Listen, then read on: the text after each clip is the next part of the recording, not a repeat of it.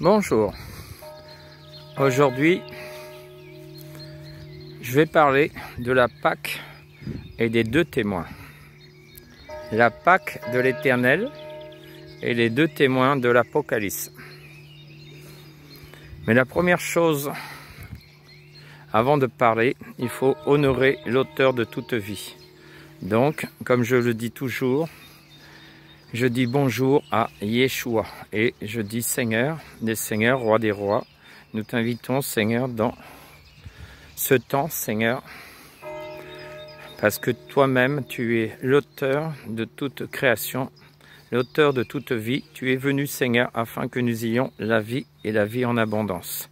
Seigneur Dieu, je prie maintenant que ton esprit, Seigneur, l'esprit de la grâce, l'esprit de la vérité, me conduise dans toute la vérité, me conduise pas dans les pensées des hommes, non, je parle de la pensée de l'Éternel, celle qui est vérité, celle qui est justice, celle qui vient et qui donne, communique l'amour, Seigneur.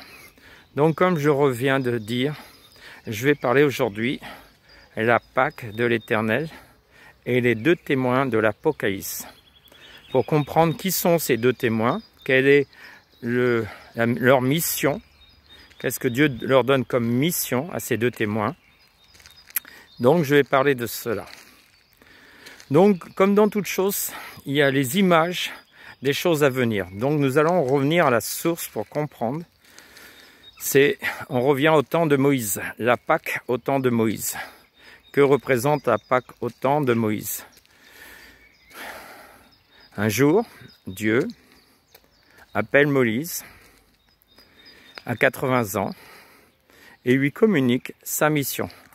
La mission de Moïse, c'était quoi? Libérer mon peuple du joug de l'esclavage des Égyptiens, de Pharaon. Qu'est-ce que ça représente? Ça représente que Pharaon servait le diable, que ses ministres c'était des quoi? C'était des sorciers de toutes sortes, et qu'ils ne servaient pas Dieu, mais qu'ils servaient le diable.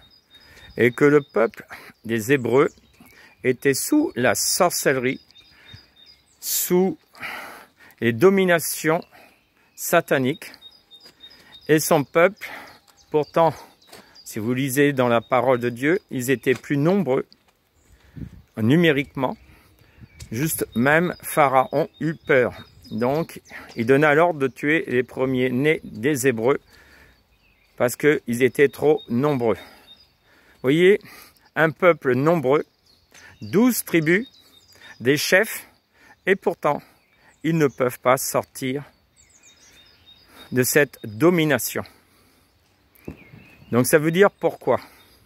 C'est une question d'autorité. Vous voyez, ce peuple n'avait pas une personne qui avait l'autorité pour faire face à Pharaon et face à cette domination pharaonique.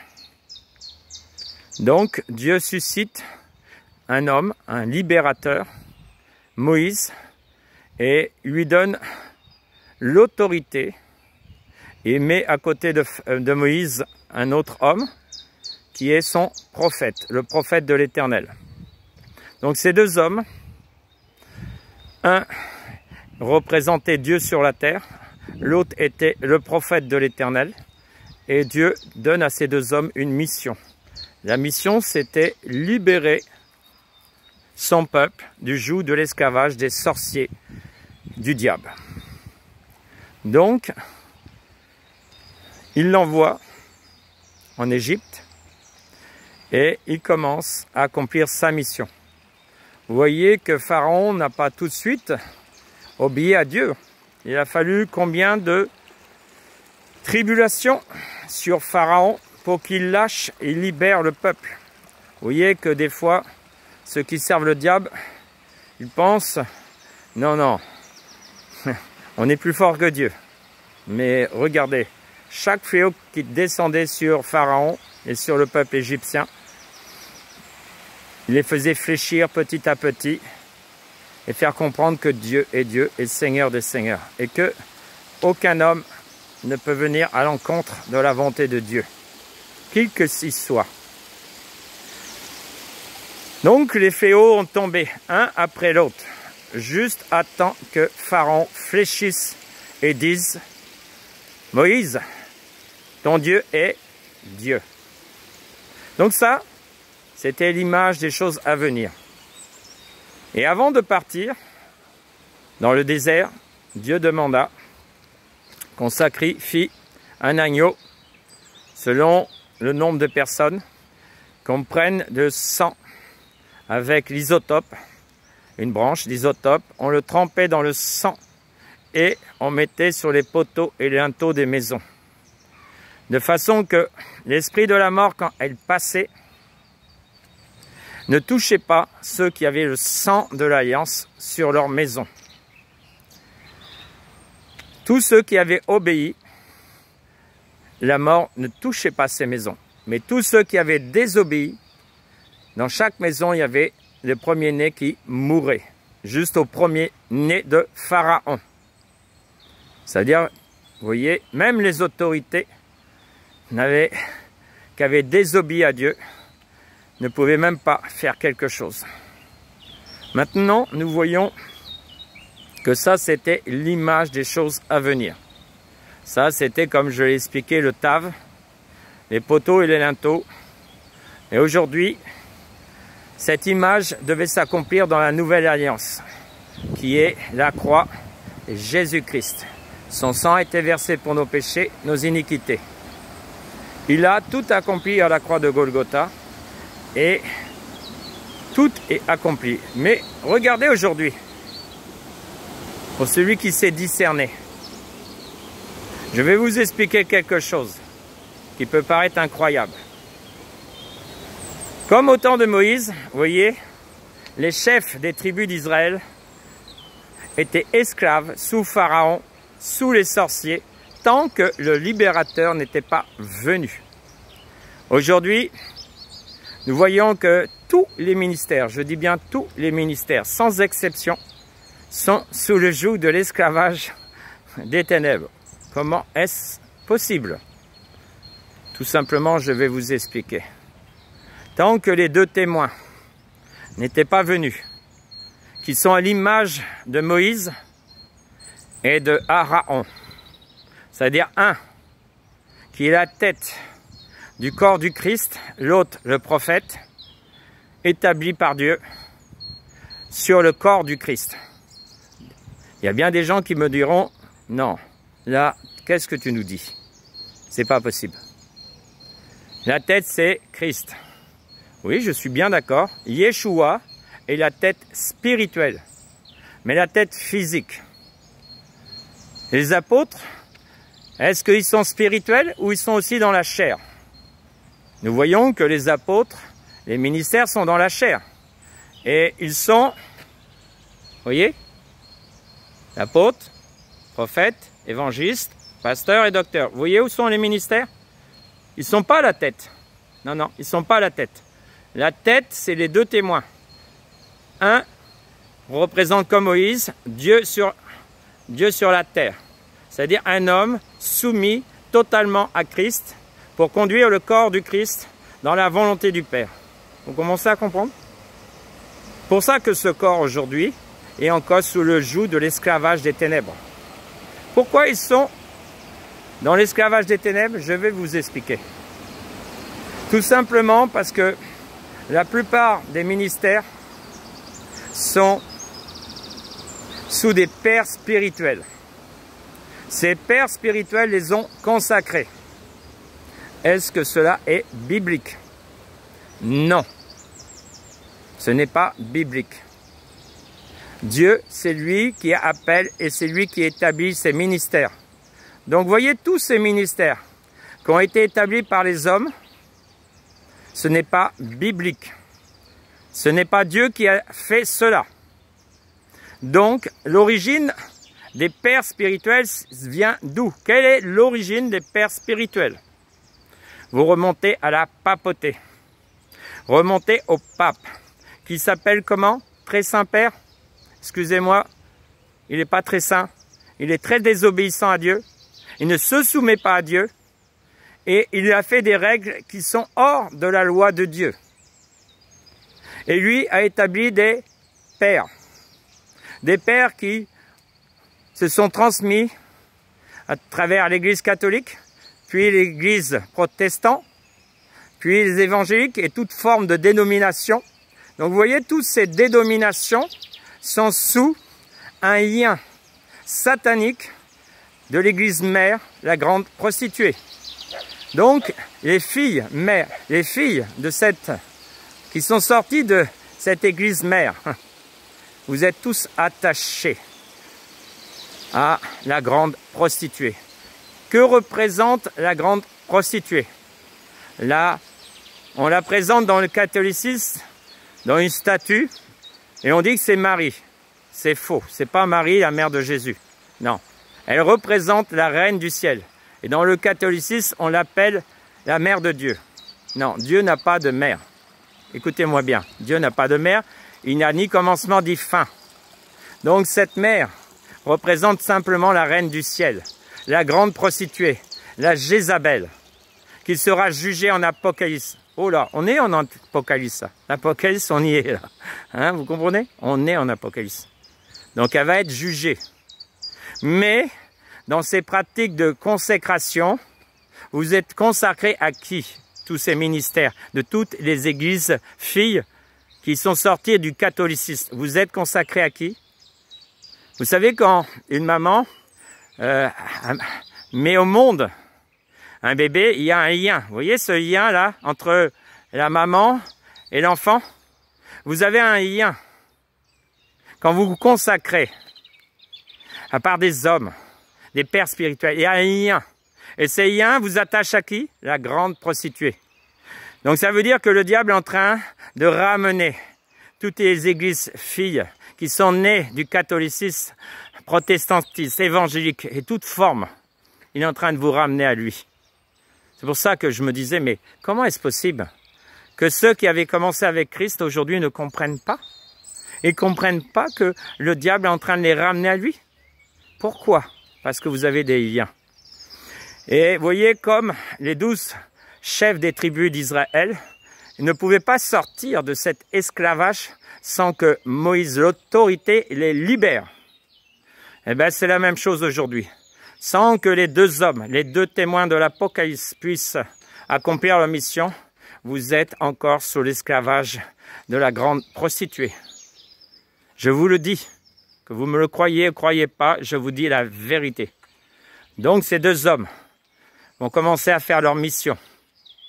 Vous allez voir, ils vont libérer parce qu'ils ont reçu une autorité. L'autorité à la tête du corps de Christ. Oui, Yeshua est l'Esprit. Hein? On est bien d'accord. Mais ces hommes ont reçu l'Esprit de Dieu en eux pour conduire le corps du Christ, pour libérer les ministères, pour libérer les enfants de Dieu. Oui, ils ont été appelés pour ça, pour la fin des temps. Voilà leur mission. Leur mission, c'est de libérer déjà les ministères qui étaient sous le joug de l'esclavage. Oui. Reconnaissez, vous ministères. Voilà pourquoi vous tombez dans le péché. Voilà pourquoi vous n'arrivez pas à avancer. Parce que ces liens avec la grande prostituée sont dans vos vies. Voilà le pourquoi. Donc, voilà pourquoi Dieu, dans la fin des temps, a établi deux hommes. Un qui représente Dieu sur la terre, animé de l'esprit de Yeshua. Le deuxième, c'est un prophète. Ces deux hommes vont rétablir l'ordre des ministères, vont rétablir et vont libérer les ministères, parce qu'ils ont reçu l'autorité. Les ministères ne peuvent pas être libérés par eux-mêmes. Il faut une autorité supérieure pour être libérés. Et cette autorité, c'est Christ dans ces hommes, qui va les libérer pour ceux qui vont se repentir. Ceux qui vont se repentir seront libérés. Écoutez-moi bien. Ceux qui ne veulent pas se repentir, vous le verrez vous-même. Et faites attention. En Apocalypse, il dit quoi? Ceux qui seront attachés à la grande prostituée auront part à ses fléaux. Et leur nom sera ôté du livre de vie. Faites attention. On peut dire, ah, mais je suis apôtre. Hein. Ah, je suis prophète. Vous pouvez dire ce que vous voulez. Sachez-le. C'est pas devant les hommes que vous avez à rendre compte, c'est devant Dieu lui-même. Donc aujourd'hui, je vous révèle, par la grâce qui m'a été donnée, de vous parler, de vous éclairer. J'ai le pouvoir de vous libérer, de vous affranchir de cette servitude. Parce que ce n'est pas un homme qui choisit d'être ce qu'il est. Non, c'est Dieu, avant la naissance de cet homme, qui l'a choisi, qui l'a établi pour accomplir une mission. Vous voyez? Il n'est pas plus grand que les autres. Il n'est pas plus fort que les autres. Mais où il est, comme Moïse, il était face à face avec Dieu. Cet homme est face à face avec le Créateur. C'est la même chose. Simplement, Moïse c'était l'ancienne alliance. Et aujourd'hui, nous sommes dans la nouvelle alliance. Vous voyez? Donc, je fais cette prière maintenant. Et je parle à tous les ministères. Quel que ce soit, que tu sois ministère. Entre parenthèses, les ministères de femmes n'existent pas devant le Christ. Donc, si tu es ministère de femmes, repens-toi, hein, abandonne, parce que sinon tu auras des comptes devant le Christ. Je dis bien, parce que ces ministères de femmes ont été établis à travers la grande prostituée. Hein, bien sûr, hein, il faut comprendre la pensée du diable. On veut mettre la femme au-dessus de l'autorité de l'homme, au-dessus de l'autorité de Christ. Donc comprenez, vous femmes, vous voulez être bénis? Revenez dans les Écritures. Revenez dans les Écritures. Abandonnez ces postes. Revenez dans les Écritures. Soyez les soutiens de vos maris. Priez pour vos maris. Soutenez-les dans leur ministère. Pour les ministères maintenant, vous avez compris? Maintenant, celui qui a compris, qui fasse cette prière. Dieu, créateur du ciel et de la terre, Yeshua, le Christ, Jésus-Christ de Nazareth, je viens à toi pour te demander pardon d'avoir fait des actes que tu n'as pas demandé, ces consécrations d'hommes que tu n'as pas demandé. Je te demande pardon. Et je te demande de me libérer maintenant de ces liens. Je dis de me libérer de ces liens. Je te demande pardon.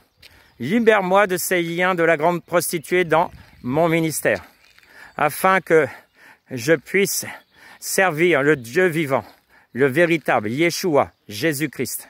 Et afin, Seigneur, que je ne sois plus sous le joug de l'esclavage de Pharaon dans ma vie. Seigneur, je te rends grâce, Papa, selon l'autorité que j'ai reçue, que maintenant, le Dieu d'Israël vous libère, maintenant, à cet instant. Je dis que, au nom de ceux qui l'ont fait avec le cœur, ceux qui l'ont fait avec le cœur, ceux qui l'ont fait par obéissance au Dieu d'Israël, que maintenant, le Dieu d'Israël étende sa main sur vous. Parce que la main de l'Éternel n'est pas trop courte pour vous bénir, pour vous libérer, pour vous affranchir. Que la main de l'Éternel maintenant se pose sur vous et vous libère de tout lien de la grande prostituée. Que la puissance du sang de Jésus-Christ, ça veut dire tout ce que le diable avait fait sur vos ministères dans la sorcellerie. Maintenant que la puissance du sang de Jésus-Christ détruise sur vos ministères toute sorcellerie, tout envoûtement, toute domination sur vos ministères. Au nom de Yeshua, Jésus-Christ de Nazareth. Merci Père, pour l'amour Seigneur. Car la Bible dit, c'est pas Jean qui peut vous convaincre. Ce sera le Saint-Esprit. Le Saint-Esprit, c'est l'Esprit de Dieu qui viendra vous convaincre que ce que j'annonce aujourd'hui n'est pas la vérité de Jean, mais la vérité de Yeshua. Je suis simplement un vase que Dieu utilise pour vous libérer, pour vous affranchir de l'esclavage. Si vous comprenez le message de la Pâque, voilà la Pâque que Dieu va accomplir maintenant. La Pâque, la libération des ministères au nom de Yeshua, pour la gloire de Dieu, afin que les ministères reviennent dans la position que Christ les avait établis dans leurs appels. Ô Seigneur, je te loue et je te bénis Seigneur, pour ces ministères qui vont être maintenant en connexion avec le Christ, et qui vont être soumis à Christ, qui vont être soumis à l'Esprit de Christ. Oh, merci Seigneur. Merci pour ce que tu es en train de faire, Papa. Merci Seigneur. Que toute la gloire soit pour toi. Au nom de Yeshua. Amen. Je vous aime.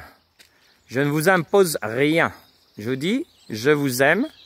L'apôtre Jean, qui est au-dessus, parce que, comme je vous ai dit, il y a un mystère que Dieu doit révéler dans les cœurs, est venu vous parler de la vérité. Je vous aime parce que j'aime les gens, du même amour que le Christ vous aime. Oh Seigneur, c'est pour cela. Viens maintenant. Viens Seigneur dans les cœurs. Viens les affranchir. Viens les libérer. Oh Jésus, tu as un amour extraordinaire. Tu aimes tes serviteurs et tes servantes. Aujourd'hui, tu veux les libérer. C'est leur Pâques. C'est le jour de la Pâque des serviteurs et des servantes de l'Éternel, afin qu'ils puissent servir Dieu dans la liberté de l'esprit. Oh, merci Seigneur. Merci Seigneur. Que tout soit pour ta gloire, Yeshua. Pas pour un homme, pour ta gloire. Merci Yeshua. Je te rends grâce encore, Père. Je me soumets à ta volonté en toutes choses. Merci, Papa. Amen.